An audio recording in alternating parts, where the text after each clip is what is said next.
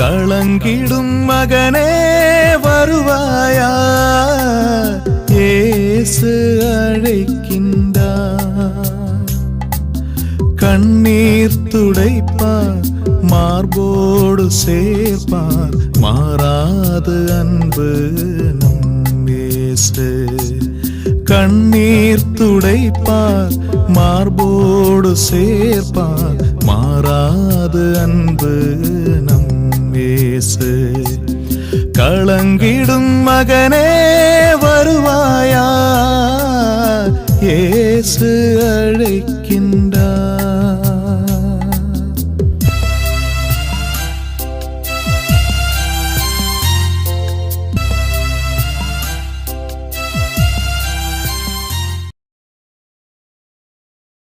இயேசு கிறிஸ்துக்குள் பிரியமானவர்களே, ஆண்டவராய் இயேசு கிறிஸ்துவின் பரிசுத்தமுள்ள திருப்பெயரிலே நல்வாழ்த்துக்கள். இந்த விடுதலை நேர நிகழ்ச்சி வழியாக உங்களை சந்திப்பதிலே எனக்கு மிகுந்த மகிழ்ச்சி. உள்ளத்தின் ஆழத்திலே ஆண்டவருக்கு நன்றி. பிரியமானவர்களே, இந்த விடுதலை நேர நிகழ்ச்சியை நீங்கள் அவளோடு கூட பார்த்து வருகிறீர்கள். இறைவசன வார்த்தையை கேட்க கேட்க உங்கள் உள்ளத்திலே பெரிய மாற்றம் உண்டாகி கொண்டிருப்பதை நான் அறிகிறேன். அநேகர் என்னோடு கூட பகிர்ந்து கொள்ளுகிற வார்த்தை, இந்த விடுதலை நிகழ்ச்சி மிகுந்த ஒரு பயனுள்ளதாக இருக்கிறது, ஆசீர்வாதமாக இருக்கிறது, எங்களை ஆண்டவருக்குள் வழிநடத்தி கொண்டிருப்பதெல்லாம் சொல்வார்கள். எல்லா துதி கன மகிமையெல்லாம் ஆண்டவருக்கே ஆண்டவருக்கே ஆண்டவருக்கே. நாட்களை பார்க்கிற பொழுது பிரியமானவர்களே, இந்த கொரோனா இந்த வியாதியின் மித்தமாக பல பாதிப்பு இல்லைங்களா? நாட்டிலே உலகத்திலே எல்லா இடத்திலேயும் பெரிய நல்ல பாதிப்பு.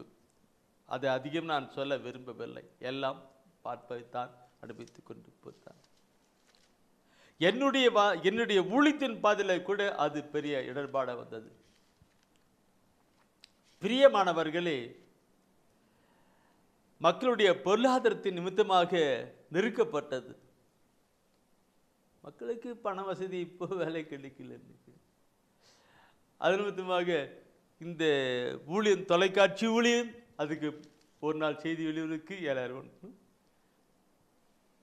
அது தொலைக்காட்சி ஊழியம், புத்தக ஊழியம், இதுக்கெல்லாம் பண தேவை உண்டு. மக்கள் மத்தியிலே பணம் நெருக்கடி. என்ன செய்கிறது? நான் உண்மையிலேயே ஒரு நாள் அமர்ந்து பாரப்பட்டு விட்டேன். எப்படி நடத்தணும்? பண தேவை உண்டு இல்லவா? எனக்கு கடவுள் 31 வருடம் நடத்திட்டு இருக்கிறாரு. ஆனால் இப்போ இப்படிப்பட்ட ஒரு நிலை இருக்கு. பணம் கொடுக்கலாங்கிற நல்ல மனசுக்கு இருக்கிறவரிடம் மனசு இருக்குது, பணம் இல்லை. அதே நேரத்தில் நிறைய பணம் இருக்குது, அவருக்கு மனசு இல்லை. எப்படி நடக்கிறது? இன்னும் இந்த ஊழியத்தின் காரியம் ரொம்ப தளர்ந்து போன, தேவைகள் அதிகமாகி போனது. ஒரு நாள் ஆண்டவர் சமூகத்தில் நேற்றுக்கு தின சொன்ன வாக்காரிட்டு கொஞ்ச நேரம் ஆண்டவரே அழைத்தவங்களை செஞ்சிருக்கோம். எப்படி பண தேவைகள் நெருக்கமாக இருக்கிறதே, கொடுக்க கூட அவங்களால் முடியாத நிலையில் இருக்கிறார்கள். இருக்கிறது கொடுக்கல. எப்படி இந்த ஊழியம் பல கண்ணீரோடு கூட நான் ஜெபித்து கொண்டிருந்தேன். என் ஆண்டவர் இதுவரை உதவின எபினேசருண்டு,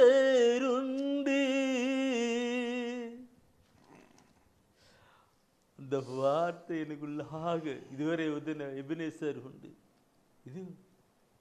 இதுவரை காத்து கொண்டார், இனியும் காத்துக் கொள்வார். 31 வருடம் நடக்குதுல இருக்கு. என் அன்பானவர்களே, ஆண்டவரை மகிப்படுத்தி நான் சொல்லுகிறேன். பிலிப்பியர் 4:19 அப்படியே நான் ஒரு மெத்தடாக சொல்கிறேன். அந்த வசனத்தவே நான் வித்தியாசமாக சொல்வேன். எல்சடா என்கிற எல்லா வல்ல தேவனே. எல்சடா என்கிற எல்லாம்னா இந்த வானம், பூமி, காடு, மலை, குன்று, கடல் இருக்கு, எல்லாம் யாருது? ஆண்டவருது. எல்சடா, எல்லா வல்ல கடவுள். எல்சடா என்கிற எல்லா வல்ல தேவனே, உம்முடைய மாட்சிமிக்க செல்வத்தை கொண்டு உம்முடைய திருக்குமாரனாக இயேசு கிறிஸ்து வழியாக இந்த ஊழியத்தின் தேவைகள் அனைத்தும் நிறைவு செய்வீராக. இந்த ஊழியத்தின் தேவைகள் அனைத்தையும் நிறைவு செய்வீராகன்னு அப்படியே நான் ஆண்டவர்கிட்ட ஒரு நாள் முழுசுமாம் அப்படியே சொல்லி சொல்லி நான் ஜெபம் பண்ணேன். நான் சொல்லி சொல்லி ஜெபம் பண்ணுகிற பொழுது நான் ஜெபம் பண்ணிகிட்டே இருக்கிறேன். ஒரு நாள் முழுசுமா அதுக்கடுத்த ஜெபம் பண்ணிருக்கிறேன். என் அன்பானவர்களே, ஜெபங்களை கேட்கிறவர் நம்முடைய ஆண்டவர். நான் அதுக்கு முன்னாடி அவ்வளோ ஒன்றும் கேட்டதில்லை. ஆனால் அன்றைக்கி பண பிரச்சனை நெருக்கமாக பண்ணாலும் அப்படியே உட்காந்து அப்படியே அந்த எல்சிடா என்கிற எல்லா வேலை தேவனே அப்படியே மாட்சிமிக்க செலுத்தை கொண்டு அப்படியே சொல்லி ஜெபம் பண்ணிட்டு இருந்தேன். என்னை அழைத்தவரே நான் அப்படி சொல்லி ஜெபம் பண்ணிட்டு பிடித்தேன். நான் காலையிலிருந்து சாயந்தரம் வரைக்கும், அது சாயந்தரம் 3 4 மணிக்கு இரக்கத்தின் ஆண்டவர் ஜெபத்தை நான் உருக்கமாக சொல்லி ஜெபிக்கிறது உண்டு. அப்பெல்லாம் ஜெபமெல்லாம் முடிச்சுட்டு நான் பார்த்தபோது எனக்கு தேவையான அந்த ஊழியத்தின் தேவையான எல்லா பணத்தையும் ஆண்டவர் கொடுத்துறார். எனக்கு தெரியல, புத்த ஊழியத்துக்கான பணம் ஒரு பக்கம் வந்து விட்டு நான் எப்படி பணம் அப்படியே கண்டுக்கிட்டேன். என் அன்பானவர்களே, இப்போ நான் உங்களுக்கு சொல்லுகிறது இன்னைக்கு செபியுங்க செபியுங்க செபியுங்க. புத்தகத்துக்கு பணம் கொடுக்கணும்னா புத்தகத்துக்கான பணம் எல்லாம் ஆர்டர் கொடுத்துட்டார். அது கொடுத்து செட்டப் பண்ணி முடிச்சுன்னு நினைக்கும். இப்போ தொலைக்காட்சி வழியும் பார்க்கிற பொழுது, பிரியமானவர்களை பார்க்கிற பொழுது ஒவ்வொரு மாதமும் முன்னாடி எல்லாம் தொலைக்காட்சி ஸ்பான்சர் பண்ணுவாங்க. யாரும் ஸ்பான்சர் பண்ணல. அதுக்காக நான் ஜெபிக்க போகிறேன். ஜெபிங்க. ஒரு 5 பேர் தான், அந்த ஜூலை மாதத்துக்கு 5 பேர் தான் வந்திருக்கிறாங்க. புக் அடிக்கணும், பார்க்கலாம். சரி, ஒரு நிமிஷம் நம்ம அப்படியே கண்களை மூடலாம். தூய ஆவியானவர் நமக்கு வார்த்தைகளை எடுத்து தரும்படியாக, ஆண்டுடைய குரலுக்கு நாம் செவி கொடுத்து வாழ்ந்து கடந்து போகும்படியாக ஜெபிக்கலாம் ஜெபிக்கலாம். அன்பின் ஆண்டவரே, இந்த மாலை வேளையில் முற்றிலுமாய் ஒப்பு கொடுக்கிறோம் ஆண்டவரே. உம்முடைய வார்த்தைகளை நாங்கள் வாழ்வாக்கிக் கொள்வதற்கு உம்முடைய தூய ஆவியை எங்கள் உள்ளத்திலே ஊற்றுவீராக. அந்த வார்த்தையை விசுவசித்து நாங்கள் வாழ்வாக்கி உண்மையிலே மகிழ்ந்திருக்க கிருபை பண்ணுவீராக. 60 100 பழங்கொடுக்கின்ற பிள்ளைகளாக எங்களை உருவாக்குவீராக. ஜெபிக்கிறோம். ஆண்டவரே பேசும், உம்முடைய பிள்ளைகள் கேட்கிறோம். ஆமென். பிரியமானவர்களே, இப்போ ஜெபிக்கிற நேரத்தில் கூட நான் சகோதரோட அதாவது சொன்னேன், ஆண்டுடைய வருகை மிக சமீபமாய் போனது. ஆண்டுடைய வருகை, இந்த கொரோனா நோய் இன்னும் நிறைய நிகழ்வுகள் நடந்து கொண்டிருக்கிறது. எல்லாம் இந்த தெய்வீக திருவிழத்தில் சொல்லப்படாத வார்த்தை ஒன்றுமே இல்லை. தூய ஆவிலை எடுத்து நாம் கடந்து செயல்படணும். இறுதி காலம் இந்த நாட்களிலே இறைவசன வார்த்தைகளை, ஆண்டுடைய வார்த்தைகளை மக்களுக்கு சொல்லி மக்களுக்கு கொண்டு வரணும். பாரம் பாரம் பாரம். இந்த நாட்களிலே ஆண்டவர் நமக்கு இந்த வினாளில் ஜெபிக்கிற பொழுது தூய ஆவியானவர் கொடுத்த காரியம் என்ன தெரியுமா? இன்றே மீட்பின் நாள், இன்றே மீட்பின் நாள். இந்த கருத்து நம்முடைய உள்ளத்தில் வரணும், நம்முடைய உள்ளத்தில் வரணும். அதுக்காக தான் இந்த வார்த்தை கொடுத்திருக்கிறாங்க. இன்றைய மீட்பின் நாள்னு சொல்லி பார்க்கிற பொழுது 2 கொரிந்தியரிலே 6ஆம் அதிகாரத்திலே 2வது வசனத்திலே அவர் சொல்லுவார். புனித பவுலடிகள் அங்கே சொல்லுகிற காரியம் பார்க்கணும். பெரியமானவர்களே, அங்கே கூறுகிறார். எனக்கு 2 கொரிந்தியரிலே 6ஆம் அதிகாரத்திலே 2வது வசனத்தில் நீங்கள் படிங்க. எல்லாம் பைபிள் எடுத்திருக்கிறீங்க, ரொம்ப சந்தோஷம். எல்லாம் எழுதி வைக்கிறீங்க, ரொம்ப சந்தோஷம். அதை வாழ்வாக்குங்க சகோதரமே, வாழ்வாக்குங்க. மக்களுக்கு கொண்டு போங்க. அதை பற்றி சொல்லணும். சொல்லாரு, தகுந்த வேளையில் நான் உமக்கு பதில் அளித்தேன், விடுதலை நாளில் உமக்கு துணையாய் இருந்தேன் என கடவுள் கூறுகிறார். இதுவே தகுந்த காலம், இன்றே மீட்பு நாள். பாருங்க, கடவுள் கூறுகிறார், இதுவே தகுந்த காலம், இன்றே மீட்பின் நாள். இன்றைய தகுந்த காலம் இதுவே மீட்பின் நாள். இந்த மீட்பின் இந்த இரண்டாம் வருகை காலம், ஆண்டுடைய வருகை மிக சமீபமாகி இருக்குது. யார் சொல்றாங்களோ சொல்லலையோ, நான் சொல்றேன், நான் சொல்லித்தரேன். அதனால் என்ன நிறைவு வந்தாலும் சரிதான், நான் சொல்லித்தரேன். ஆண்டுடைய வருகை மிக சமீபம். இந்த உலக முடிவுக்கு அடையாளமாக இருக்கிற காரியங்கள் தெய்வீகத்தில் சொல்லப்பட்டிருக்கிறது. எனவே என் அன்பானவர்களே, நம்முடைய வாழ்விலே மாற்றணும், நம்முடைய வாழ்க்கை மாற்றணும். இறை அரசை அந்த வாழ்க்கையிலே பார்க்கிற பொழுது ஆண்டுடைய வசன வார்த்தைகள் செல்ல முடியாதபடி தடையா இருக்கிறது. மக்கள் ஏற்று மீட்பு அடையாதபடி தடையா இருக்கிறது. நான் ஏற்கனவே சொல்லியிருப்பேன் நினைக்கிறேன். நற்சி இறைவசன வார்த்தையை கேட்கக்கூடாதபடி பொல்லாத பிசாசானன் எப்படியெல்லாம் தடை செய்கிறான் என்று சொல்லியிருக்கிறேன். என்னுடைய உள்ளம் பதந்துகிறது. இந்த நாளுக்களிலே இறைவசன வார்த்தையை யாருமே இன்னைக்கு படிக்க முடியாதபடி, கேட்கக்கூடாதபடி பிசாசானவன் தீவிரமாய் செயல்பட்டு கொண்டிருக்கிறான். திருவெளிப்பாட்டிலே 12ஆம் அதிகாரத்திலே 12ஆம் வசனம் சொல்லப்பட்டிருக்கிறது. குறிச்சுக்கிடுங்க, படிக்க வேண்டாம். திருவெளிப்பாடு 12:12 சொல்லுகிறது, விண்ணுலகே அதில் குடியிருக்கிறவர்களை மகிழ்ந்து கொண்டாடுங்கள், மண்ணுலகே கடலே அதில் குடியிருக்கிறவர்களே உங்களுக்கு ஐயோ கேடு. தனக்கு சிறிது காலமே இருப்பதை அறிந்திருக்கிற பொல்லாத பிசாசானவன் கடும் கோபத்தோடு சீற்றத்தோடு வந்து கொண்டிருக்கிறார். என்ன அர்த்தம்? யாரும் மீட்படையக்கூடாது. கண்ணிருந்தும் காணாமலும் காதிருந்தும் கேட்காமலும் உள்ளத்திலே உணராமலும் மனம் திருந்தாமலும் பாதாளம் போக வேண்டும் என்று பிசாசானவன் செய்து கொண்டிருக்கிறார். இறை வார்த்தை முக்கியத்துவம் கொடுக்காதபடி பிசாசானவன் செய்து கொண்டிருக்கிறார். இறை வசன வார்த்தையை முக்கியத்துவம் கொடுக்காதபடி பலப்படுத்தியிருக்கிறார். என் அன்பானவர்களே, என் அன்பானவர்களே, 2 தெசலோனிக்கர் புத்தகத்திலே 2ஆம் அதிகாரம் 9-10 வசனத்தண்ணியில் படிப்பீர்களானால், 2 தெசலோனிக்கர் புத்தகம் 2ஆம் அதிகாரம் 9-10 வசனத்தை படிப்பீர்களானால் அதிலே சொல்லப்படுகிற வார்த்தை என்ன? அழகியானவன் அங்கே செயல்பட்டு மக்கள் நம்பி மீட்பு பெறாதவாறு உண்மையின் மேல் ஆர்வம் கொள்ளாதபடி பொல்லாத பிசாசானவன் அங்கே தீவிரம் செயல்படுகிறான் என்று 2 தெசலோனிக்கரிலே 2ஆம் அதிகாரம் 9-10 வசனம் சொல்லப்பட்டிருக்கு. உண்மையின் பால் ஆர்வம் காட்ட மறுத்தார்கள் என்று சொல்லப்பட்டிருக்கிறது. பாரம் பாரம் பாரம் பாரம் பாரம் 2 கொரிந்தியரிலே 4ஆம் அதிகாரம் 3-4 வசனத்திலே பார்க்கிற பொழுது, 2 கொரிந்தியர் 3ஆம் அதிகாரம் 3-4 வசனத்தை பார்க்கிற பொழுது சொல்லப்பட்டிருக்கும், நான் அறிவிக்கின்ற நற்செய்தி அழிவுருவிற்கே அன்றி வேற யாருக்கும் மறைக்கப்பட்டில்லை என்று. அறிவிக்கும் நற்செய்தி அழிவுருக்கன்றி வேற யாருக்கும் மறைக்கப்பட்டில்லை. இவ்வுலகத்தின் தெய்வமாயிருக்கிற பொல்லாத பிசாசு அவருடைய அறிவு கண்களை குருடாக்கி விட்டார் என்று சொல்லப்பட்டிருக்கிறது.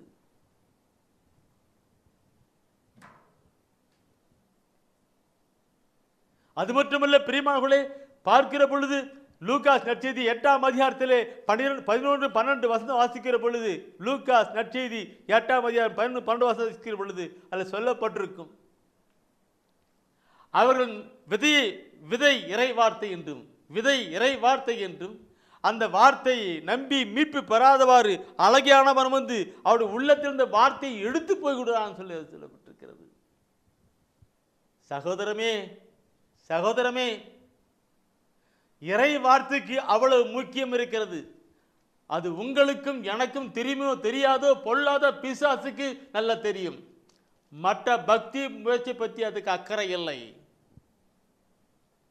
மற்ற காரியங்களை பற்றி மீட்பளிப்பது இறைவாசன வார்த்தை, அதுதான் அதுக்கு பிசாசனுக்கும். என் உள்ளம் பத்திரிகிறது.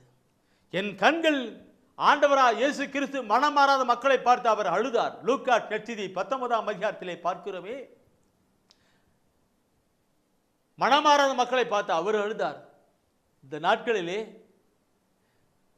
ஆண்டுடைய வருகை சமீபமாக இருக்கிற இந்த காலகட்டத்திலே, உலகம் முடிகின்ற காலகட்டத்திலே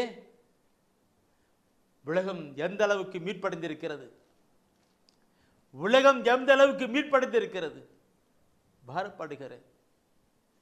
பாரப்படுகிறேன். நற்செய்தி, ஆனால் தான் ஆண்டவர் நற்செய்தி அறிவின்னு சொன்னார். நற்செய்தி சொன்னார். ஆனால் நற்செய்தி கேட்கக்கூடாதபடி பிசாசான் அவன் இறைவசன் வார்த்தை கேட்கக்கூடாதபடி பிசாசான் செய்து கொண்டிருக்கிறார். ஆவிக்குரிய நீங்கள் உணர்ந்து பாருங்கள். இந்த நாள் எப்படி இருக்கிறது, நம்முடைய சமூகம் எப்படி இருக்கிறது, இந்த உலகம் எப்படி இருக்கிறது, எந்த நிலை இருக்குது, அப்படியே கண்களை பாருங்கள். இயேசு பணமரம் அழுதார்.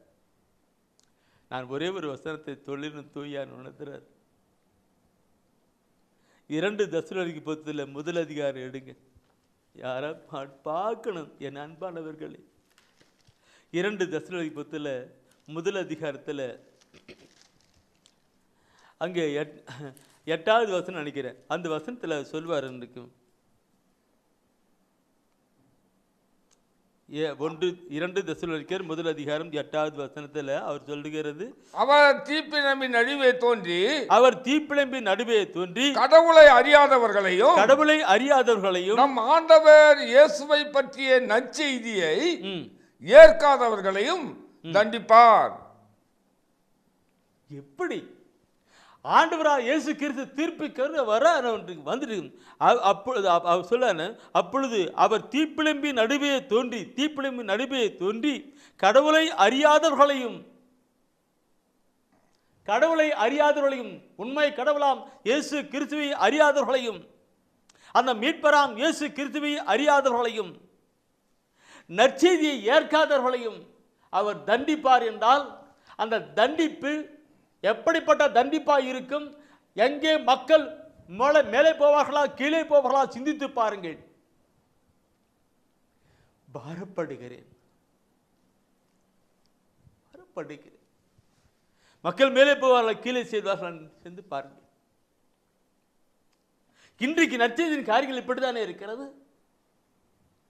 மக்கள் இறைவசன வார்த்தை எடுக்கப்படவில்லை, இறை வார்த்தைக்கு முக்கியத்துவம் கொண்டு வரப்படவில்லை, அதை கொண்டு செயல்படுத்தப்படவில்லை, மக்கள் மனமாறவில்லை. இதுதான் என்னுடைய உள்ளத்திலே பெரிய பாரமாக இருக்கிறது. நாட்களே இன்றைய மீட்பின் நாள்னு சொல்லுகிற இந்த வேளையிலே நான் ஏதோ கருத்துக்கு நான் ஜெபிக்க வார்த்தை, ஆனால் தூயாவியானவர் எங்கெங்கேயோ கொண்டு போயிட்டு கொண்டிருக்கிறார். என் அன்பானவர்கள், இயேசு அழுதார், மனமாறாத மக்களை பார்த்து அழுதார். அந்த இயேசுவின் ஆவி எனக்குள்ளும் இருக்கிறபடினால் தான் இந்த மனமாறாத மக்களை பார்த்து நான் அழுது புலம்பிக் கொண்டிருக்கிறேன். ஜெபத்திலே அழுது புலம்பிக் கொண்டிருக்கிறேன். பாரத்தையும் கொடுத்தார், நற்செய்தியும் கொடுத்தார், பாரத்தையும் கொடுத்தார். நாளை என்று வைக்கக்கூடாது. எல்லாம் நாளைக்கு பார்த்துக்கலாம் அப்படி கொடுக்கூடாது. சீராக்கு புத்தகத்திலே 5ஆம் அதிகாரத்திலே 7வது வசனம், தெய்வீக பொது மொழிபெயர்ப்பிலே சீராக் என்கிற புத்தகம் இருக்கிறது. மற்ற சபையாரில் பார்க்குறாங்க. பொது மொழிபெயர்ப்பிலே அதில் சீராக் புத்தகம் இருக்குது. அதில் 7வது வசனம் சொல்லுகிறது. அது சொல்லுவார். என்ன சொல்லுவார்? கருத்து பார்க்கணும். அதில் சொல்லுவார், இன்றைக்கும் ஆண்டவரிடம் திரும்பி செல்ல காலம் தாழ்த்தாதே, நாள்களை தள்ளி போடாதே. நாளைக்கு பார்த்துக்கலாம்னு நாளை தள்ளி போடாது என்று அழகான அருமையான ஒரு வார்த்தை இருக்கு. இன்று இது கொண்டு வரணும். என் அன்பானவர்களே, இன்று நம்முடைய வாழ்க்கையில பார்க்கணும் மீட்பின் காரியங்கள் எப்படி இன்று நாள் தள்ளி போடாதுன்னு. புனித பவுலடிகள் அங்க சொல்லப்பட்ட வார்த்தையை அப்படியே சிந்தித்து நாம் கடந்து வருகிற பொழுது, அந்த மீட்பு என்கிற அந்த நிலையை பார்க்கிற பொழுது, இன்றைய மீட்பு என்கிற நிலை பார்க்கிற பொழுது, எபிரேயர் திருமுகத்திலே 2ஆம் அதிகாரத்திலே 3வது வசனம் சொல்லிக் கொடுக்கிறார். எபிரேயர் திருமுகத்திலே 2ஆம் அதிகாரத்திலே 3வது வசனம் சொல்லப்பட்டிருக்கிறது. இத்தகைய ஒப்பற்ற மீட்பை பற்றி நாம் அக்கறை அற்றி இருப்போமானால் தண்டனையிலிருந்து எப்படி தப்ப முடியும்? இந்த படிக்கிற பொழுது சகோதரர் கையாட்டிட்டு தான் படிக்கிறார். எப்படி தப்ப முடியும் இல்லையா? நான் கையாட்டிட்டேன். எப்படி தப்ப முடியும்? இந்த மீட்பை பத்தி நம்ம அக்கறையிட்டு இருக்கோம். இந்த மீட்பு பத்தி அக்கறையிட்டு இருக்கோம். அக்கறைட்டு இருப்போம்னால் எப்படி தப்ப முடியும் சொல்லிருக்கு. நேற்று தெரிந்து நான் சொன்னேன்லவா, அவர் படிச்சாங்க. கடவுளை அறியாதவர்களையும் நற்செய்தி ஏற்காதவர்களும் அவர் தண்டிப்பார். தீப்பிழம்பில் வந்து தண்டிப்பார் போது அப்படின்னு மனுச்சு பார்க்கணும். இன்னைக்கு இதெல்லாம் விட்டுட்டு எங்கெங்கேயோ போய்கிட்டு இருக்கிறோம். என் அன்பானவர்களே, மீட்பின் காரியம் பார்க்கிற பொழுது இறை வசன வார்த்தை மீட்பளிக்கிறதா இருக்கிறது. யாக்கோப் முதல் அதிகாரம் 21வது வசனத்திலே அங்கே பார்க்கிறோம். யாக்கோப் முதல் அதிகாரம் 21வது வசனத்திலே சொல்லப்படுகிற வார்த்தை, எல்லா வகையான அழுக்கையும் உங்களிடம் மிகுந்துள்ள தீமையும் அகற்றி உங்கள் உள்ளத்தில் ஊன்றப்பட்ட வார்த்தையை பணிவோடு ஏற்றுக்கொள்ளுங்கள், அதுவே உங்களை மீட்க வல்லது. பாருங்க, இறை வார்த்தை, நீங்கள் கேட்ட வார்த்தையை உங்கள் உள்ளத்திலே பணிவோடு கூட ஏற்று அதன்படி செயல்பட்ட கடந்து வாங்க, அதுவே மீட்பளிக்க வல்லமைன்னு சொல்லார். இறை வார்த்தை தான் மீட்பளிக்கின்ற வல்லமைன்னு சொல்லுகிறார். அந்த இறைவார்த்தை தான் மீட்பளிக்கின்ற வல்லமை என்று சொல்லுகிற பொழுது என் அன்பானவர்களே, அந்த வார்த்தை தான் இப்பொழுது அறிவித்துக் கொண்டிருக்கிறோம்.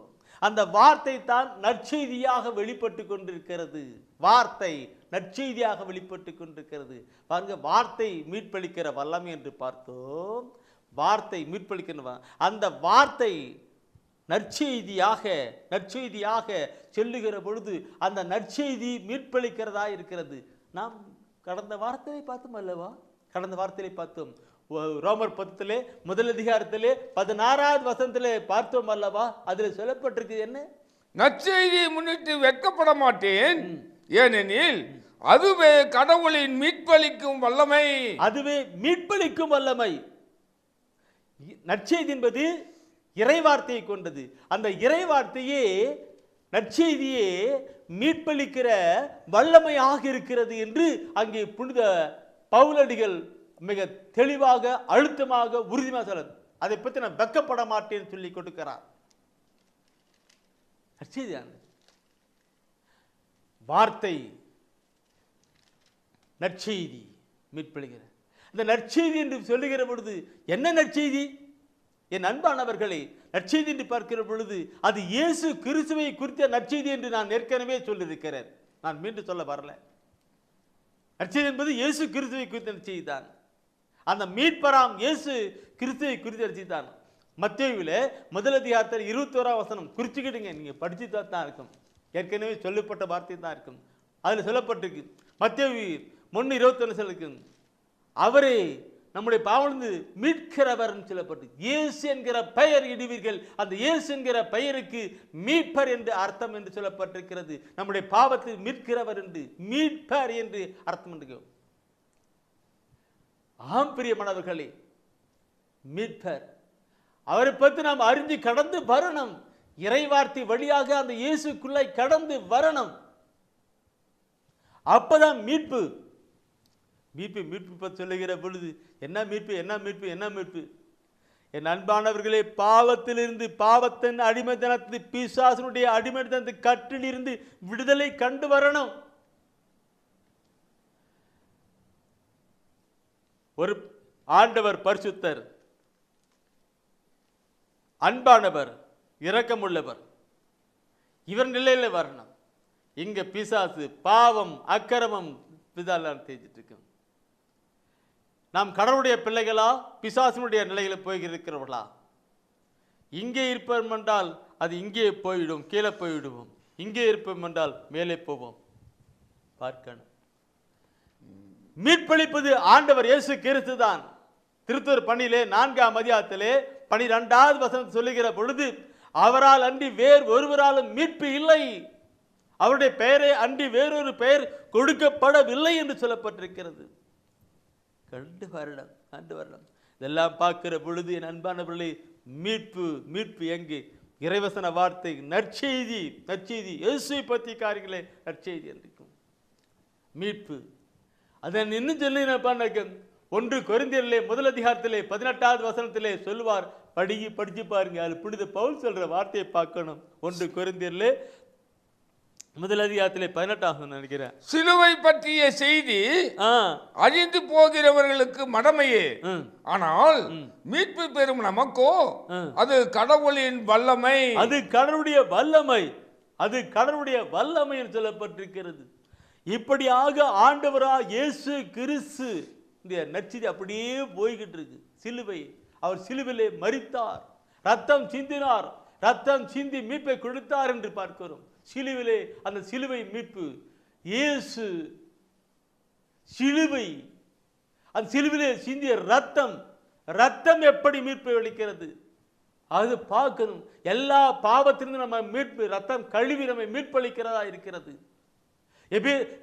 எபேசு திருமுகத்திலே பார்க்கிற பொழுது 1 அதிகாரத்தில் 7வது வசனத்தில் சொல்லுவார். 7வது வசனத்தில் எபேசிய திருமுகத்திலே 1 அதிகாரத்தில் 7வது வசனம் சொல்லுவார். கிறிஸ்து ரத்தம் சிந்தி தம் அருள் வளத்திற்கு ஏற்ப நமக்கு மீட்பு அளித்துள்ளார். இம்மீட்பால் குற்றங்களில் இருந்து நாம் மன்னிப்பு பெறுகிறோம். நம்முடைய பாவத்தில் அதுக்காக தான் இயேசு கிறிஸ்து ரத்தம் சிந்தினார் சொல்லப்பட்டிருக்கிறது. அது மீட்பின் காரியங்களாக அந்த இயேசு கிறிஸ்து கொடுக்கிற அந்த மீட்பின் காரியங்கள் அவருடைய வார்த்தையின் வழியாக, நற்செய்தி வழியாக, சிலுவை வழியாக, அவர் ரத்தத்தின் வழியாக அப்படியே போய்கொண்டிருக்கிறது. இதுல கொண்டு வரணும் அல்லவா? இன்னும் பிசாசினுடைய அடிமைத்தனத்தில் பாவம் செஞ்சு பாவத்துக்கு அடுக்கிற மக்கள் பிசாசுடைய கட்டிலே வாழ்ந்து கொண்டிருக்கிறது. எனக்கு மீட்கப்பட்டுள்ள கடந்து வரலாம். என் அன்பானவர்களே, நான் இப்படி சொல்லிக் கொண்டிருக்கிறது போது நீங்க எது நினைச்சிருக்கா? ஒரு காலத்திலே நான் பைபிளை பார்க்கும்போது சக்கேயுவை கொண்டு வருகிறேன்.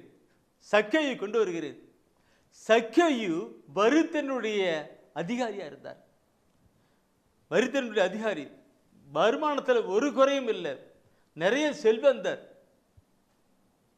வருமானத்தில் வரி சென்று பல நல்ல பணம் சம்பாதிச்சு பல நல்ல, ஆனால் அவருடைய வாழ்க்கையில நிம்மதி இல்லை, மீட்பு இல்லை. அந்த மீட்பை கொடுக்கிறவர் இயேசுதான் என்று அவர் அறிந்து கொண்டிருந்தார். அவர் பார்க்கணும் ஒரு ஏக்கம் அவருக்கு. ஏன்னா லூக்கா நற்செய்தியில் நீ பார்க்கனாக்க அந்த 19ஆம் அதிகாரம்னாக்க அந்த 19ஆம் அதிகாரத்தில் 1லிருந்து 10 வசனத்தால் இயேசுவும் சக்கேயும் சொல்லி சொல்லப்பட்டிருக்கோம். ஆனால் அந்த 18ஆம் அதிகாரத்தை நீ பார்ப்பினாக்க அங்கே சொல்லப்பட்டிருக்கிற கருத்துக்கள் நான் சுருக்கமாக சொல்லிக் கொடுக்கிறேன் பாருங்க. எனக்கு அங்கே ஒரு குருடன் வந்து அவர்கிட்ட இயேசு இருக்கும், யாரும் பேசக்கூடாதுன்னு சொல்ற கத்தம் இருக்கும். ஆனால் அவர் கத்து இருக்கும், நான் அவனுக்கு என்ன செய்யிட்டு அவருக்கு குருடனுக்கு இயேசு அங்கே பார்வை கொடுக்கிறார். இதெல்லாம் மக்கள் கூட்டமாக போய்கொண்டிருக்கிறாங்க. இதெல்லாம் அறிந்த சக்கேயு அந்த இயேசுவை நான் பார்க்கணும்பா, அந்த இயேசுவை நான் பார்க்கணும் தேடிக்கிட்டு போறார். சக்கேயின் பைபிள் படிச்சுருக்க சக்கேயில 19ஆம் இடத்துல பாருனாக்க அவர் குள்ளமான ஒரு மனிதன். சக்கேயு ஒரு குள்ளமான ஒரு மனிதன், வரித்தண்டவுகிற அதிகாரி அதில் தான், ஆனால் குள்ளமான மனிதன். அங்கே போயிட்டு நிற்கிறார். இயேசு அங்கே பார்க்கிறோம். அவரு அங்கே லூக்கா அவரு சக்கேயு இந்த வழியாக தான் போகிறான்ங்கிறத கேள்விப்பட்ட உடனே நீங்கள் சக்கேயுலே அதை 19ஆம் அதிகாரத்திலே 1 வசனத்தை படிங்க பார்க்கலாம். இயேசு எரிக்கோவுக்கு சென்று அந்நகர் வழியே போய்கொண்டிருந்தார். அந்நகர் வழியாக போய்கொண்டே இருந்தார். போய்கொண்டிருக்கும் பொழுது அந்த வழியா போறான்ட்டு ஜனங்கள் கூட்டமாக காத்துக்கிட்டு இருக்கிறாங்க. மீட்பர் இயேசுவை பார்க்க வேண்டும், அவருடைய வார்த்தையை கேட்க வேண்டும், அவர் கொடுக்கிற மீட்பை பெற்றுக்கொள்ளப்பட வேண்டும் என்று காத்து கொண்டிருக்கிறாங்க. கூட்டமா இருக்கனால சக்கேயு என்ன பண்றாருன்னா ஓடி போய், குள்ளமா இருக்கிறாருன்னா ஓடி போய் ஒரு அத்தி மரத்து மேல ஏறி உட்கார்ந்துக்கிட்டு இருக்கிறாரு. அவர் இயேசு வரதை பார்க்கறதுக்காக. என் அன்பானவர்களே, அந்த சக்கையு அந்த மரத்து மேலே ஏறி அதில் உட்காந்துருக்கிறார். இயேசு வராரு, அவர் பார்க்கலாம். பணம் இருந்தது, நிம்மதி இல்லை. சொத்து இருந்தது, நிம்மதி இல்லை. இந்த நிம்மதியை, அமைதியை கொடுக்கிறவர் ஆண்டவர் ஒருவர் தான். இந்த உலகம் கொடுக்க முடியாத அமைதியை கொடுக்கிறவர் ஆண்டவர் தான். பணமோ படிப்போ சொத்தோ சுகமோ கொடுக்க முடியாத அமைதியை, மீட்பை கொடுக்கிறவர் அந்த ஆண்டவர் இயேசு தான். ஆனால் தான் அமைதியை தேடித்தான், அந்த மீட்பை தேடித்தான் ஆகிய சக்கேயு வருகிறார். குள்ளமா இருக்கிறார். மீட்பை கொடுக்கிறவர் இயேசுவை பார்க்க வேண்டும் என்கிற உள்ளத்திலே அவர் மரத்து மேலே ஏறி உட்கார்ந்திருக்கிறார். இயேசு அந்த பரமா வருகிறார். அந்த சக்கேயு தேடுற நிலை என்ன நிலை பாருங்க. எப்படி ஒரு பெரிய அதிகாரி, வரி தண்டுகிற அதிகாரி, அவர் ஓடி போறாரு. ஓடி போய் மரத்து மேலே ஏறி உட்காராரு. எப்படி எல்லாரும் என்ன நினைச்சுன்னு பாருங்க, எப்படி இருக்கா நினைச்சு பாருங்க. யாருக்கும் தெரியக்கூடாதுன்னு மரத்து இலையிலுக்குள்ள ஒளிஞ்சிட்டு இருப்பாரு இல்லைங்களா? தேடுகின்ற நிலை எப்படின்னு பார்க்கணும். எரேமியா புத்தகத்தில் நீ பார்த்துனாக்க 29ஆம் அதிகாரம் 13வது வசனத்தில் ஒரு கருத்து சொல்லப்பட்டிருக்கும். அருமையான, நீங்கள் என்னை தேடுவீர்கள், உங்கள் முழு இதயத்தோடும் என்னை தேடும் பொழுது நீங்கள் என்னை கண்டடைவீர்கள். உண்மையாகவே சக்கேயு அப்படி தேடினார். முழு உள்ளத்தோடு முழு தியத்தோடு கூட அவரை தேடணும் போனார். ஆனால் போயிட்டு மரத்து மேலே போயிட்டு உட்காந்துக்கிட்டு யாருக்கும் தெரியணும். என்னாச்சு இந்த வயிற்று அதிகாரி போயிட்டு மேலே உட்காந்துருக்கிறாருன்னு பார்த்து கிண்டடிப்பான்னு அதெல்லாம் மரத்தில் மேலே உட்காந்துருக்கிறார். இயேசு அந்த பரமா வந்தார். மக்களை தான் பார்க்கணும் இல்லை. இயேசு எங்கே பார்க்குறாரு? சக்கையை பார்க்குறார். மேலே முழு உள்ளத்தோடு கூட தேடுகிற அந்த சக்கையை பார்க்கிறார். சக்கையை பார்த்து அவர் சொல்றாரு. 5வது வசனத்தை நீ பாருங்கள். அதில் 5ஆம் வசனம் சொல்கிறது. அதாவது லூக்காஸ்ல 19ஆம் அதிகாரத்தில் 5ஆம் வசனம். அங்கே இயேசு அந்த இடத்திற்கு வந்தவுடன் அண்ணாந்து பார்த்து அவரிடம் சக்கேயு விரைவாய் இறங்கி வாரும், இன்று உமது வீட்டில் நான் தங்க வேண்டும் என்றார். இன்று உன் வீட்டில் தங்க வேண்டும் சொல்லுகிறார். என் அன்பானவர்களே, முழு உள்ளத்தோடு கூட தேடினவன் கண்டுகொள்ளும்படியாக ஆண்டவர் செய்தார். ஆண்டவர் செய்ததோடு மட்டுமல்ல, அவர் சொல்லுகிறார், சக்கேயு இன்று உன் வீட்டில் நான் தங்க வேண்டும் என்று சொல்லுகிறார். அப்படி சொன்ன உடனே அவர் இங்கே இறங்கி வரார். எப்படி இருந்திருக்கும் சக்கேயுக்கு? அப்படி சக்கேயு இறங்கி விட்டு வரார். சக்கேயு அதுக்கு முன்னாடி போறாரு, பின்னாடி இயேசு முன்னாடி கொல்ல போறாங்க. மக்கள் எல்லாம் சொல்றாங்க, நினைக்கிறாங்க என்ன சொல்றாங்க, இதோ பாவிகளோடு கூட பாவிகள் வீட்டுக்கு போறாரே இயேசுன்னு சொல்லுகிறார் நினைக்கிறாங்க. எப்ப நினைக்கிறாங்க? அதெல்லாம் அவருக்கு இல்லை. பாவிகளை தேடி வந்தவர் இயேசு கிறிஸ்து, பாவிகளை நேசிக்கிறவர் இயேசு கிறிஸ்து. அதனால அவர் போயிட்டு இருக்கிறார். பார்க்கணும் பிரியமானவர்களே. இப்போ அந்த சக்கேயு அவங்க வீட்டில் போன உடனே அந்த சக்கேயு தன்னையும் நினைத்து உணர்ந்து சொல்லுகின்ற ஒரு வார்த்தை என்ன தெரியுமா? இன்றைக்கும் அவர் சொல்லுகிற காரியத்தை தன்னுடைய பாவத்தை எல்லாம் அறிக்கையிடுகிறார். தன்னுடைய குற்றத்தை ஏற்று அறிக்கையிடுகிறார். நீதிமொழி புத்தகம் 28ஆம் அதிகாரம் 13வது வசனத்தை நாம் பார்க்கிற பொழுது அதில் சொல்லப்பட்டிருக்கிற வார்த்தையின் உண்மையான ஒரு கருத்தாக ஓடிக்கொண்டிருக்கிறது தானே. தம் குற்றப்பழிகளை மூடி மறைப்பவரின் வாழ்க்கை வளம் பெறாது. அவற்றை ஒப்புக்கொண்டு விட்டு விடுகிறவர் கடவுளின் இரக்கம் பெறுவார். கடவுளுடைய இரக்கம் பெறுவார். தன்னுடைய குற்றப்பழிகளை மூடி மறைக்கக்கூடிய வாழ்க்கை வளம் பெறாது. மாறாக அவற்றை ஏற்று அறிக்கை செய்கிறவன் ஆண்டு இரக்கத்தை பெறுவான். சக்கேயு தன்னுடைய குற்றத்தெல்லாம் ஏற்றுக்கிறார், கேட்டுக்கிறார். சொல்ல நான் இப்படிலாம் சம்பாதிச்சவன், அப்படிலாம் சம்பாதிச்சவன், அந்த வார்த்தையெல்லாம் சொல்லி கொடுக்குறாரு பாருங்கன்ட்டுக்கு. நான் யாராவது இப்படிலாம் ஏமாற்றி வாங்கியிருந்தா, ஏமாற்றி வரி தெட்டில் ஏமாற்றி வாங்கியிருந்தேன்னா அவங்களுக்கு இப்படிலாம் திருப்பி கொடுத்துட்றேன், அப்படி கொடுத்துட்றேன்னு சொல்லிட்டு உள்ளத்தை ஏற்று மன வந்து எல்லாம் சொல்லி கொடுக்குறார். அது அப்படியே சொல்ல எல்லாம் தன்னுடைய பாவத்தை ஏற்று மனம் வருந்தி சொல்லுகிற பொழுது எனக்கு நான் இப்படி தான் ஏமாற்றி அவன் குற்றம் மனச்சாட்சி சொல்லுது இல்லையா? மனசாட்சி சொல்லுது. அதனால அவர் சொல்றாரு, நான் ஏமாத்தி கொட்டு அவங்களுக்குலாம் 4 தெரியா 10 மத்தி நான் திருப்பி திருப்பி கொடுத்துட்றேன் சொல்லி கொடுக்கிறார். அப்படி சொல்லுகிற பொழுது ஆண்டவரா இயேசு கிறிஸ்து அந்த 9வது வசனத்துல சொல்லவார் பண்ணுங்க என்ன பாருங்க. இன்னைக்கு இயேசு அவரை நோக்கி இன்று இந்த வீட்டிற்கு மீட்பு உண்டாயிற்று. இன்று இந்த வீட்டுக்கு மீட்பு உண்டாயிற்று. இன்றே மீட்பினால் அவருக்கு இன்று அந்த தக்கையுடி வீட்டுக்கு மீட்பு உண்டாயிற்று. இன்றே இந்த வீட்டுக்கு மீட்பு உண்டாயிற்று என்று ஆண்டு சொல்றார். அந்த சொல்லிட்டு இவரும் அவருக்காக சொல்லி கொடுக்கிறார். இதை கேட்டுக்கொண்டிருக்கிற என் அன்பான சகோதரமே, நம்முடைய வாழ்க்கை நாம் பார்க்கணும். அந்த அப்படிப்பட்ட வாழ்க்கையிலே வாழ்ந்து கொண்டிருந்த மனிதன் ஆண்டவர் இயேசுவை தேடினார், அந்த மீட்பை பெற்றுக்கொண்டார். அவர் விண்ணக வாழ்க்கையிலே போய்கொண்டிருக்கிறாங்க இல்லைங்களா? நம்முடைய வாழ்வை நாம் சிந்தித்து பார்க்கணும். நம்முடைய வாழ்க்கையில் எப்படி இருக்கிறோம் என்று சிந்தி பார்க்கணும். என் இயேசு அழைக்கிறார் என்று பார்க்கிறோமே, ஒவ்வொரு செய்தியோடு நினைச்சு பிணைச்சு பாருங்க எப்படிலாம் சொல்லப்பட்டிருக்கிறது. இந்த நாள் ஆண்டவர் உங்களோடு கூட பேசுகிற நாள்.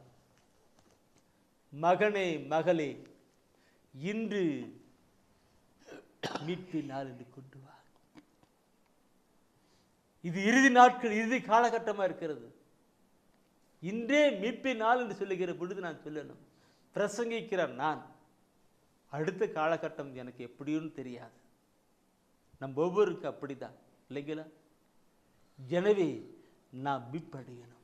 இயேசு கொடுக்கிற மீட்பின் பாதையிலே கடந்து வந்து விண்ணக வாழ்வுக்கு நாம் போகணும். நித்திய முடிவில்லா வாழ்வுக்கு நாம் போகணும். அதற்காகத்தான் ஆண்டவர் அழைத்திருக்கிறார். நாம் இந்த வசன வார்த்தையை கேட்டிருக்கிற நம்மை ஒப்புக்கெடுக்கலாம், மீட்பின் பாதையிலே கடந்து போகணும். அதான் கடந்த நாட்களே நற்செய்தி சொல்லிக்கொண்டே இருக்கிறேன். இந்த கார்த்தை வாய்ஸ் ஆஃப் கார்ட் பண்ணுங்க. இந்த தொலைக்காட்சி ஊழியம் பார்க்குற போது தொலைக்காட்சி ஊழியம் ஒவ்வொரு திங்கள் முதல் வியாழக்கிழமை கொண்டு வருகிறது. ஒரு நாள் தெளிவிடுவதற்கு எனக்கு தேவை இருக்கிறது. உங்களுடைய காரியங்கள் நீங்கள் குடும்பம் பிறந்த நாள், திருமண நாள் மற்றும் குடும்ப காரியங்களுக்காக, குடும்பத்தில் இறந்தவர்களுக்காக நீங்கள் செய்யலாம். இப்படியாக நற்செய்தி அறிவிப்பின் பணியிலே கடந்தவார்கள். இன்றே அந்த காரியங்களை செயல்படுக முற்படுங்கள். வாய்ஸ் ஆஃப் காட் இன்றே சப்ஸ்கிரைப் பண்ணிக்கிடுங்கள். ஒரு 10 பேரையாவது புத்தகத்தை அனுப்புவதற்கு செயல்படுங்கள். ஆண்டவரிடம் கடைசிப்பார். பிரியமானவர்களே, இன்றே மீட்பின் நாள் என்கிற நிலையிலே தான் இந்த செய்தியை நான் கொடுக்க வந்தேன். தூய ஆவியானவர் என்ன சொல்றாரோ அதுதான் செய்வேன். இன்னைக்கு நான் சகோதரர் பேசிக்கொண்டிருக்கிற பொழுது தூயா என உந்தப்பட்ட வார்த்தை தான் என்று நான் உங்களோடு கொடுத்த வாய்ஸ் ஆஃப் காடும் இந்த புத்தகத்தை ஒழித்தும் தொலைக்காட்சி ஒழித்து பற்றியும் நான் சொன்னேன். சொன்னார், நீ சொல்லு சொன்னார். நான் நேற்றைய சொன்னேன் இல்லைங்களா, எனக்கு பண தேவையாக இருந்துக்கு இந்த கொரோனா நோயினால் ரொம்ப பணம் கட்டுறோம் ஜோம் பண்ணிட்டு இருந்தேன். எனக்கு கடவுள் சில நல்ல உள்ளங்களை வழியாக கொடுக்க செய்து எனக்கு சேர்ந்து விட்டது. புத்தக ஒழித்துக்கான காரியங்களை உடனே போய் கொடுத்துட்டு இருக்கேன். என் அன்பானவர்களே, கடவுள் நல்லவர். அவருடைய திட்டம் 2 தீமோத்தேயு 1 அதிகாரத்தில் சொல்லப்பட்டிருக்கு அல்லவா? 1 தீமோத்தேயு 2 அதிகாரம் 4 வசனம், எல்லா மக்களும் மீட்பு பெறவும் உண்மையை இறை வார்த்தையை அறிந்துணர வேண்டும் என்று அவர் விரும்புகிறார். எனவே அவர் திட்டத்தோடு செயல்பட்டு கொண்டிருக்கிறார். என் அன்பானவர்களே, இந்த வேளையில் நாம் பார்க்கிறோம் எல்லா மக்களும் மீட்பு பெற என்று பார்க்கிற பொழுது நான் நேற்று தினத்திலே சொன்னேன், வார்த்தை மீட்பளிக்கிறது. அந்த வார்த்தையின் வழியாக வருகிற நற்செய்தி மீட்பளிக்கிறது. அந்த நற்செய்தி இயேசுவாக வருகிறது, செயல்படுகிறது. அந்த இயேசு அவருடைய திருப்பெயர், அவருடைய சிலுவை, அவருடைய சிலுவையிலே அவர் சிந்திய காயத்தில் வந்த ரத்தம் எல்லாம் மீட்பளிக்கிறது பார்த்தோம். அப்படிப்பட்ட மீட்பின் காரியங்களே நம்முடைய வாழ்விலை கொண்டு வரணும். அந்த இயேசு மீட்பளிக்கின்ற காரியங்களை பார்க்கும் பொழுது யோவான் நற்செய்தியிலே பார்க்கிறோம் 3ஆம் அதிகாரத்திலே 17வது வசனம் சொல்லப்பட்டிருக்கிற வார்த்தை, உலகிற்கு தண்டனை தீர்ப்பு அளிக்க அல்ல, தம் மகன் வழியாக அதை மீட்கவே கடவுள் அவரை உலகிற்கு அனுப்பினார். பிதாவாகிய கடவுள் எல்லா மக்களும் மீட்பு பெற வேண்டும். அந்த ஆதாம் காலத்துல தப்பு பண்ணாங்க, பாவம் பண்ணாங்க, அது அப்படியே போயிட்டு பெருகி போய் பாவம் பெருகி வந்தது. அந்த மீட்புக்கு கொடுக்கிறதுக்கு தன் மகனையே அனுப்புகிற நிலையிலே ஆண்டவர் திட்டம் வைத்தார். பிதாவாகிய கடவுள் திட்டம் வைத்தார். அந்த மகனை இந்த உலகுக்கு அனுப்பி வைத்தார். பிதாவாகிய ஆண்டவருடைய திட்டங்களையும் நிறைவேற்றுகிற நிலையிலே அந்த இயேசுவின் நிலையிலே இப்பொழுது இதை நாம் செய்யப்படுகிறோம். என் அன்பானவர்களே, பாவிகளை மீட்கவே இயேசு கிறிஸ்து இந்த உலகத்துக்கு வந்தார் என்று 1 தீமோத்தேயு 1:15 கூட அப்படிதான். பாவிகளை மீட்க கிறிஸ்து உலகிற்கு வந்தார். அவர் அனுப்பினார், இயேசு இங்கே வந்த உலகிற்கு வந்தார் என்று பார்க்கிறோம். இது நான் பார்க்கிற பொழுது அந்த இயேசு கிறிஸ்து இந்த உலகத்திலே செய்கிற மீட்பின் காரியங்களை நாம் ஒவ்வொருவரும் அறிந்து எல்லாரும் மீட்பின் பாதையிலே கடந்து வர வேண்டும். தூய ஆவியானவர் உணர்த்துகிறத நான் ஒன்று சொல்லணும்னு நினைக்கிறேன். நான் தூய உணர்த்தின் காரியத்தை சொல்ல நிறைய சொல்லிக்கிட்டு போய்கிட்டே இருக்கலாம். என் அன்பானவர்களே, எதுக்கிட்ட சில சகோதரிகள் ஜெபத்துக்கு மற்ற சமயத்தை சார்ந்த சகோதரர்கள் வருகிற பொழுது அவர்களுக்கு நான் சொல்லுகிற ஒரே ஒரு வார்த்தை தான், ஆண்டவராக இயேசு கிறிஸ்துவை நம்புங்க, நீங்கள் மீட்படைவீங்க. உங்களுடைய பிரச்சனை போராட்டத்திலிருந்து மீட்படுவீங்க. உங்களுக்கு கவலை கண்ணிந்து மீட்படுவீங்க. உங்களுடைய பாவத்தின் அடிபத்திலிருந்து மீட்படுவீங்கன்னு சொல்லி அவர் சொல்லுதா. நாம் பார்க்கிறோம். நம்பணும். அந்த ஆண்டவர் இயேசு கிறிஸ்துவை நம்பணும். அப்படி நம்பர் எத்தனை வந்த நம்பர் நிறைய சகோதரி வருகிறார்கள். மற்ற சமயத்தானம் அவர்கள் நான் என்ன சொல்லுவேன். இயேசு இந்த உலகத்தில் எத்தனையோ நிலை இருந்தாலும் இயேசு ஒருவரே மீட்பராக இருக்கிறார். இயேசு ஒருவரே ஆண்டவராக இருக்கிறார். அவரை பெயரை சொல்லி மன்றாடுகிறவர்களுக்கு அவர் மீட்பின் ஆசீர்வாதம் உண்டு சொல்லப்பட்டிருக்கிறபடி நாம் கடந்து வரணும். சொல்லுவேன், நம்புறவர்களுக்கு மீட்பு, நம்பாதவர்களுக்கு இல்லை. என் அன்பானவர்களை, ரோமர் 10 சொல்லுகிற பொழுது 10:15 சொல்கிறது என்ன? நாம் சொல்வதனால் தான் அவர்கள் நம்ப முடியும். அறிவிக்கப்பட்டால் தான் அவர்கள் அவரை அறிந்து கொள்ள முடியும். அறிவிக்கப்பட்டால் தான் அவரை இயேசுவை பற்றி அறிந்து கொள்ள முடியும். அப்பொழுதுதான் அவர்கள் வருவார்கள். அந்த மீட்பின் காரியங்களை பார்க்கிற பொழுது என் அன்பானவர்களே,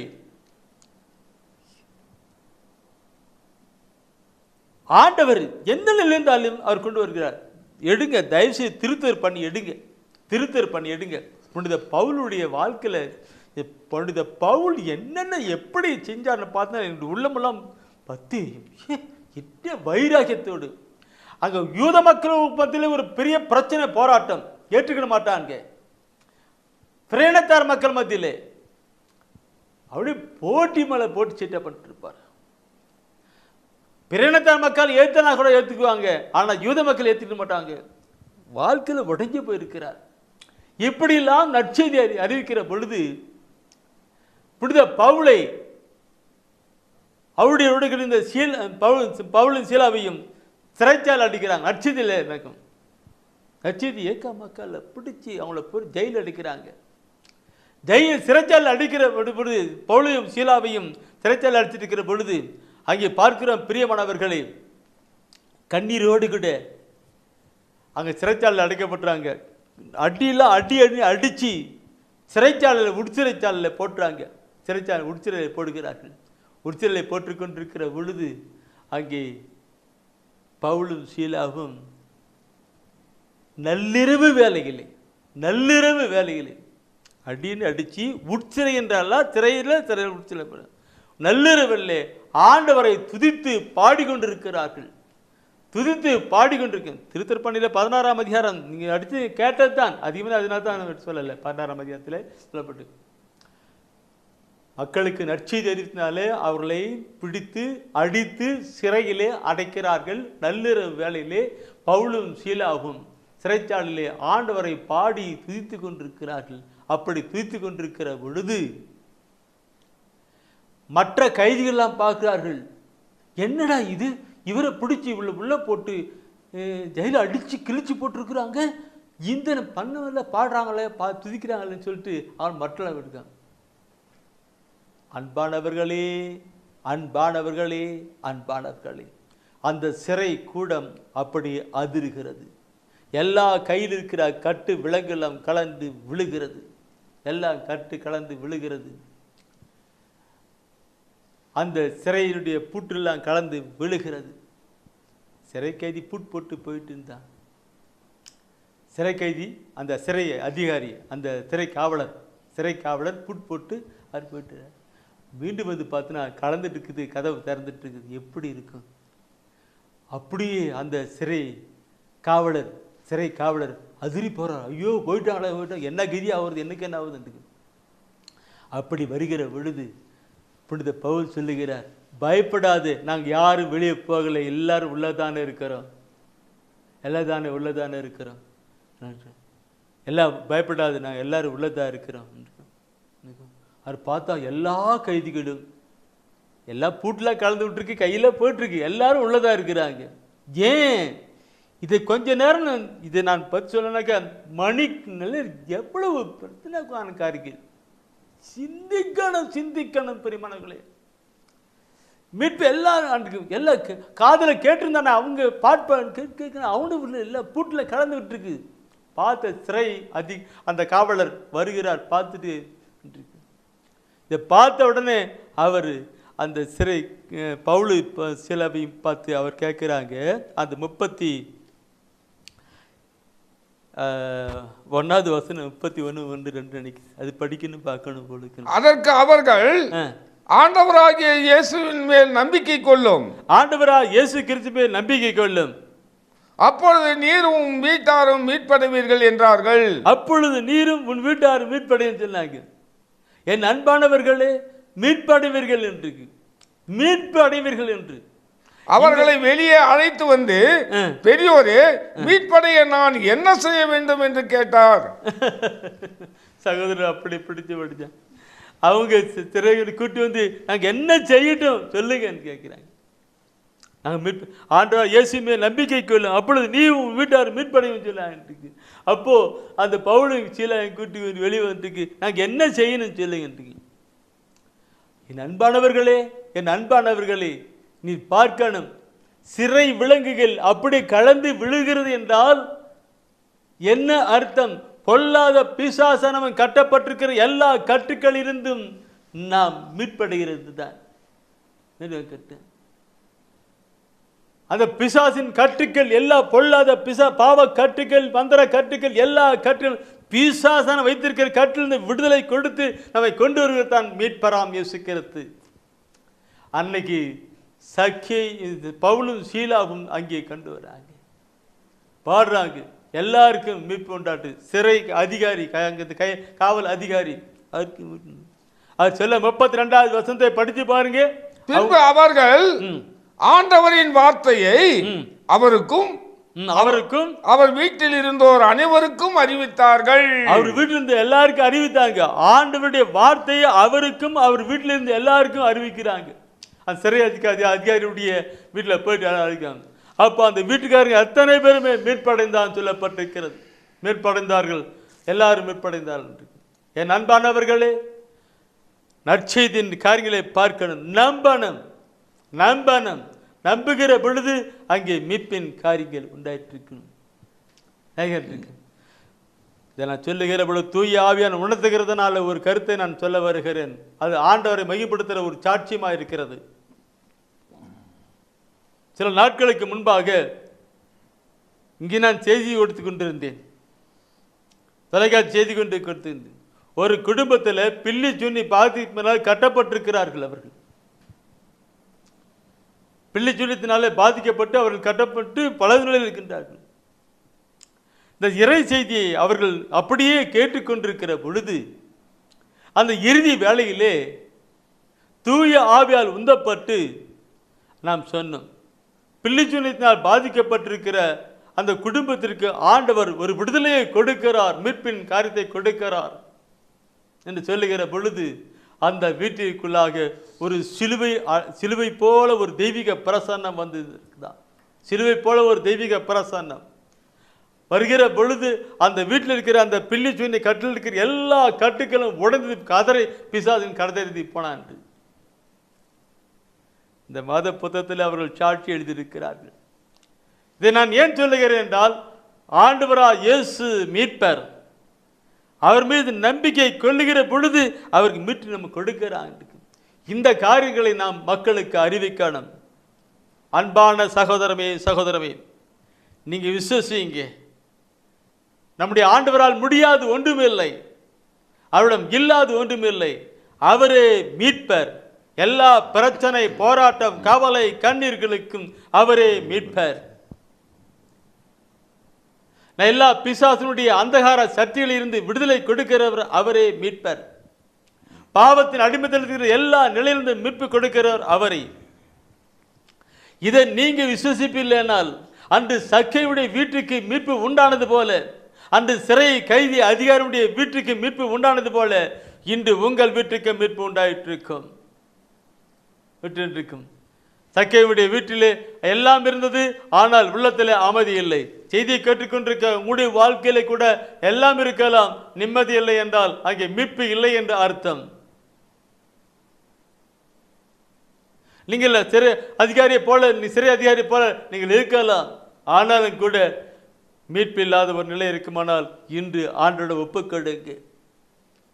அந்த நிலையை பார்க்கணும். என் ஆண்டவர் இயேசு கிறிஸ்துவை பார்க்கணும். எபேசிய திருமுகத்திலே பார்க்கிற பொழுது 2ஆம் அதிகாரத்திலே 8வது வசனத்திலே சொல்லப்பட்டிருக்கிற வார்த்தை அது முன்ன அருமையாக இருக்கு. 8 வசனத்தை பார்க்கிற பொழுது, நீங்கள் அந்த அருளாலேயே நம்பிக்கையின் வழியாக மீட்கப்பட்டிருக்கிறீர்கள். நம்பிக்கை வழியாக மீட்கப்பட்டிருக்கிறீர்கள். இது உங்கள் செயல் அல்ல, இது உங்கள் செயல் அல்ல, மாறாக இது கடவுளின் கொடை. இது கடவுளின் கொடை. என் அன்பானவர்களே, கடவுளுடைய கொடை. இந்த நாளிலே இப்படிப்பட்ட ஒரு செய்தியை கொடுக்கப்பட வேண்டும் என்பது இந்த ஆண்டுடைய சித்தம், திட்டம். நீங்கள் மீட்பட வேண்டும் என்பது ஆண்டுடைய திரு நிலை. அது ஒரு கொடையாக உங்களுக்கு கொடுக்கப்பட்டிருக்கிறது. நீங்க மீட்பு அடைந்தது மட்டுமல்ல, விண்ணகத்துக்கு போகிற ஒரு கருத்தா இருக்கிறது. அதனால் தானே பார்க்கிறோம், நாம் பிரியமானது 1 தீமோத்தேயு 2ஆம் அதிகாரத்திலே 4வது வசனம் சொல்லுகிற ஒரு வாசன காரியம் உண்டு. எல்லா மனிதரும் மீட்பு பெறவும், எல்லா மக்களும் மீட்பு பெறவும், உண்மையை அறிந்துணரவும் வேண்டும் என அவர் விரும்புகிறார். எல்லா மக்களும் மீட்பு பெறணும். இதை கேட்டுக்கொண்டிருக்கிற எல்லா மக்களும் மீட்பு பெறணும். நான் வாய்ஸ் ஆஃப் கார்டு அந்த மற்ற புத்தகம் தொலைக்காட்சி சொன்ன இல்லைங்களா, அதன் வழியாக உங்கள் வழியாக மக்களுக்கு போகணும். அப்படியே போயிட்டு உலகம் எல்லாம் நற்செய்தி போகணும். போயிட்டு எல்லா மக்களும் மீட்பு பெறணும். செய்கிற சகோதரியே, செய்கிற சகோதரா, செய்கிற உங்க வழியா மீட்பு பெறணும். நீங்க அனுப்பணும், மக்களுக்கு நற்செய்தி அனுப்பணும். நம்பி எல்லா மக்களும் மீட்பு பெற வேண்டும். இதெல்லாம் சொல்லுகிற பொழுது என் உள்ளத்திலே பற்றி முழக்கமாக இருக்கின்றது. இந்த உலகத்தின் நிலையும் பார்த்து கொண்டு வருகிறேன். தயவுசெய்து அப்படி எடுத்து படிங்க. ஏசாயா புத்தகம் 45ஆம் அதிகாரத்தை எடுங்க. 45ஆம் அதிகாரத்தில் 21, 22, 23 வசனத்தை நீங்க படிச்சு பார்க்கிற பொழுது அதுல அந்த 21ஆம் அதிகாரத்தில் பிற்பகுதியை படிச்சு நீங்க கொண்டு 45 21 அதில் பார்க்கணும். 24 பிற்பகுதியிலிருந்து படிச்சு இருக்கும்.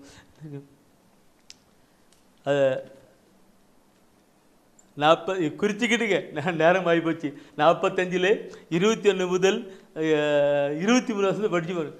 மக்கள் இனங்கள் எல்லாரும் வரட்டும், அதை சொல்லப்படும். எல்லா மக்களும் வரட்டும். நானே மீட்பர் என்று, நானே விடுதலை கொடுக்கிறவர் என்று, நானே ஆண்டவர் என்று எல்லாரும் அறிந்து கொள்ளட்டும் என்று அந்த வசன குறிப்பில் சொல்லப்பட்டிருக்கிறது.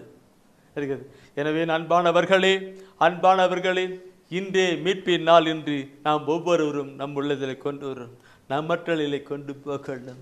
ஜெபிப்போம். அன்று சக்கையுடைய வீட்டுக்கு மீட்பு உண்டாயிட்டு சொன்னார்.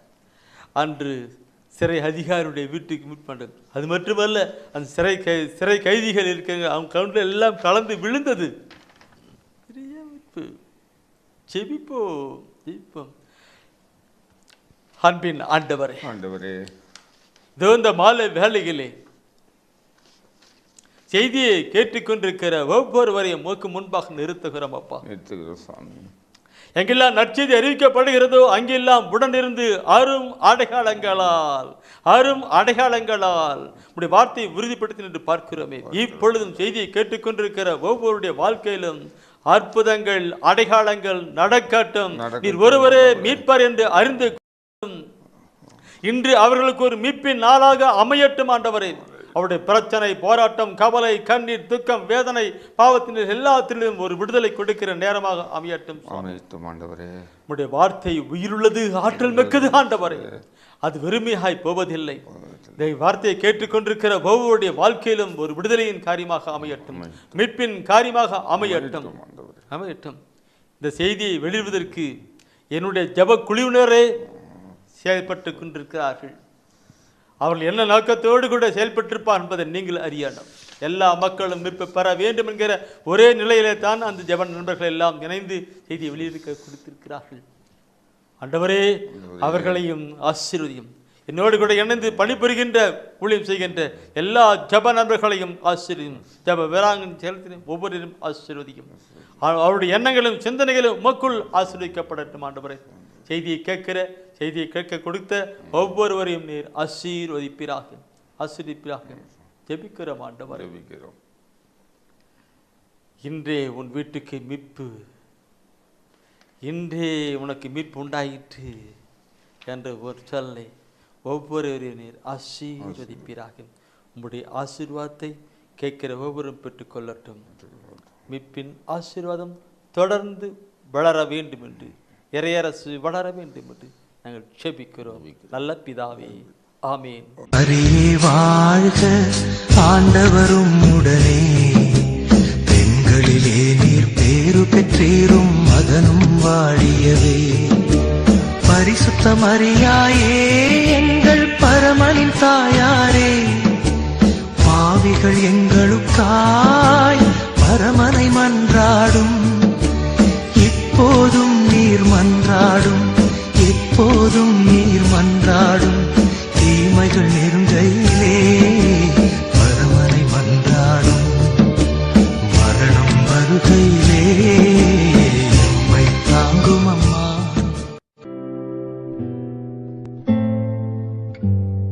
தெய்வ ஒளியும் ஒளியும் என்ற மாத இதழ்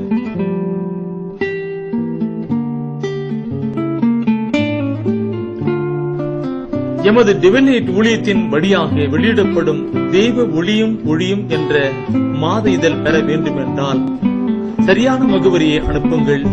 புத்தகங்கள் அனுப்பி வைக்கின்றோம். எங்கள் ஊழியங்களுக்காக ஜீவியுங்கள். ஆண்டவர் உணர்த்துகின்ற காணிக்கையால் தாங்கள்